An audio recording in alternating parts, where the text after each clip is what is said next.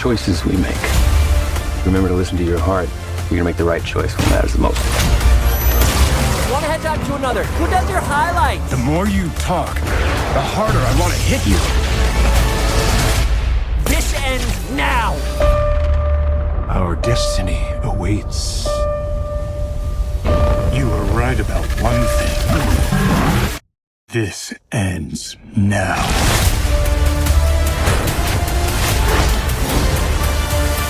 Last night I went and saw Sonic the Hedgehog 3. These Sonic movies, they're impressive on so many levels, and I'm going to get into it. But if you just want the quick upfront review, I really, really, really enjoyed Sonic 3 and the Sonic trilogy as a whole. For me, they just gradually got better. And we're going to get into what I think about these Sonic movies. This one picks up pretty shortly after the last film. They never really get into timeline very much with these movies, but you can tell it's pretty close after the second film.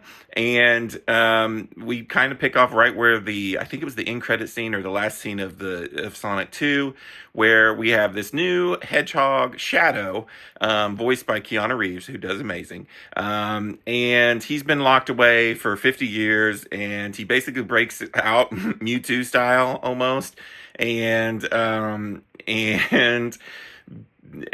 kind of has some vengeance going on. You do have another storyline going on involving Mr. Robotnik and his grandfather, and I don't know whatever genius is making these moves over at Paramount or whoever's in charge of this movie, putting like Keanu Reeves as the voice, giving freaking Jim Carrey double duty on this movie. I mean, playing his grandfather and Mr. Robotnik is just freaking genius. And I want to say, I'm a 90s kid, and I played Sonic. That's one of my earliest video game memories, is the original Sonic the Hedgehog on Sega Genesis. And I played the early Sonics, the first three, and then I have dabbled in them since. I am by no means a Sonic the Hedgehog expert, and we will get into some of the things later on in this movie that I really did not know what was going on.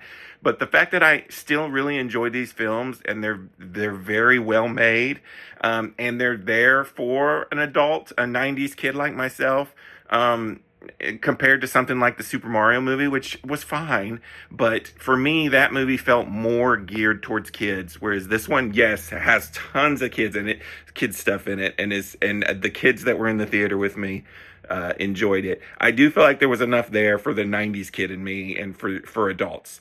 So let me talk about my theater experience, because not since a Marvel movie or a Star Wars movie have I had quite such an insane theater experience. The crowd was packed. I mean, I went to the Thursday night showing. It was seat to seat. There was immediate hoots and hollers and cheers and for character things and Easter eggs. Jim Carrey was getting, like, the guy next to me, I talked to him a little bit before the movie started, and you could tell he was there to see Jim Carrey.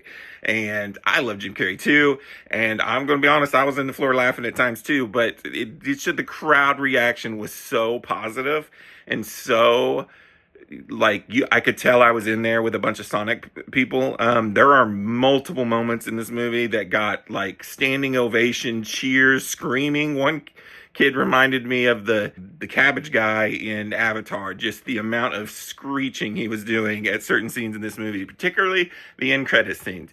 So I will go off and say right now that if you loved Sonic, if you are deep into the lore, and you like the other two movies, you are going to freaking love this movie, because it's got Easter eggs and characters galore. But for someone like me, who's, like I said, is a 90s kid, I also really enjoyed this movie. The story has more heart than the other two. It's beautiful to look at. It's very well animated. It is funny. Jim Carrey is hilarious. And, we don't really get Jim Carrey movies anymore. And like Mr. Popper's Penguins, I didn't really like that movie, but Jim Carrey was good in it. And really, this movie is enjoyable, and Jim Carrey is great in this movie. He is putting on a show. There are multiple times where I was just dying laughing. Like I said, me and the guy next to me were having the best Jim Carrey life. But like I said, this one has more heart. The story's really good.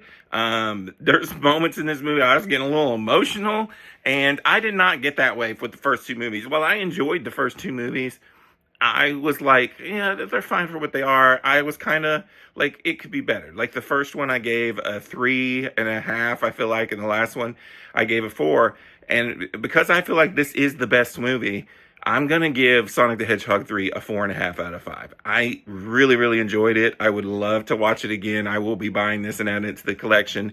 And for the Jim Carrey of it all, I want to watch it again. It is a fun time. And for those who haven't gone and seen the Sonic movies, um, I recommend them. Like I said, there are some kiddie elements to it. And if you're not super deep into the lore, then you're probably not going to enjoy it as much as, like I said, the people in the theater were.